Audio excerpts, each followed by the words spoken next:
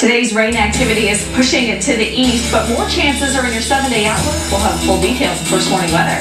Just over 4,000 barrels is in the water. Crews rush to a significant oil spill in the Houston shipping channel, while dozens of ships are bottled up. You get on board, you do everything normal, except you don't go anywhere. An Austin couple trapped on one of those ships. We're going to speak with them.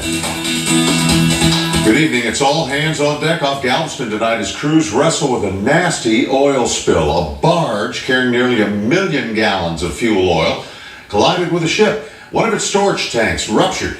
168,000 gallons of oil gushed into the water. Some of the drifting oil spreading 12 miles out into the Gulf. Given the nature of the collision, containment was never a possibility in this case. The collision itself released the oil, and after that we're in the business of finding it and removing it from the environment. Governor Rick Perry directing the state to deploy all necessary resources to clean it up. The U.S. Coast Guard will lead the response.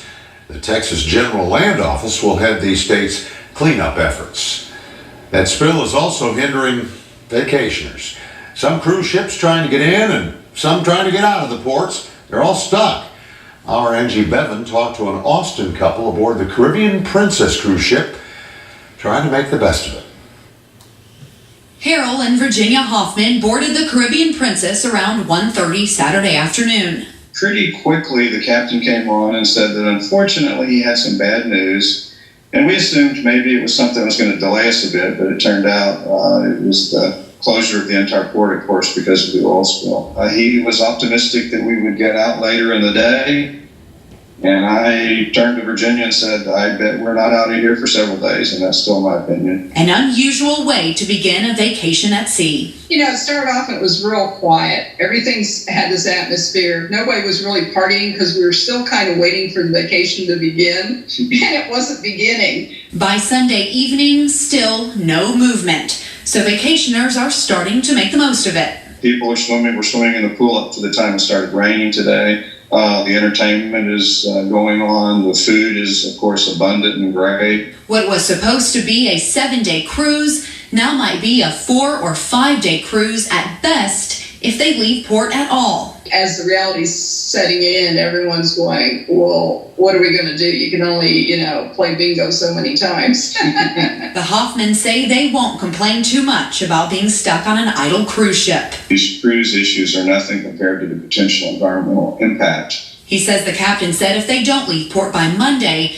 they could consider letting passengers off the ship if they wish. Angie Bevan, KXAN News.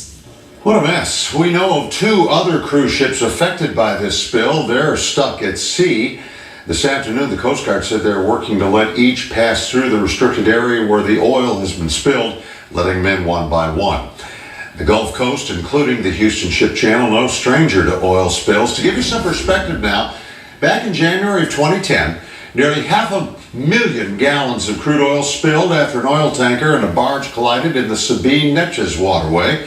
The Coast Guard says they were able to keep an environmental damage there to a minimum. A couple months later, in April, an estimated 172 million gallons of oil spilled into the Gulf of Mexico when the Deepwater Horizon exploded.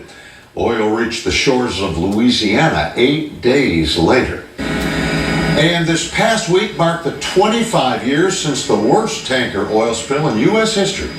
The Exxon Valdez hit an undersea reef that spilled 10 million gallons of oil into the water along the Alaskan coast.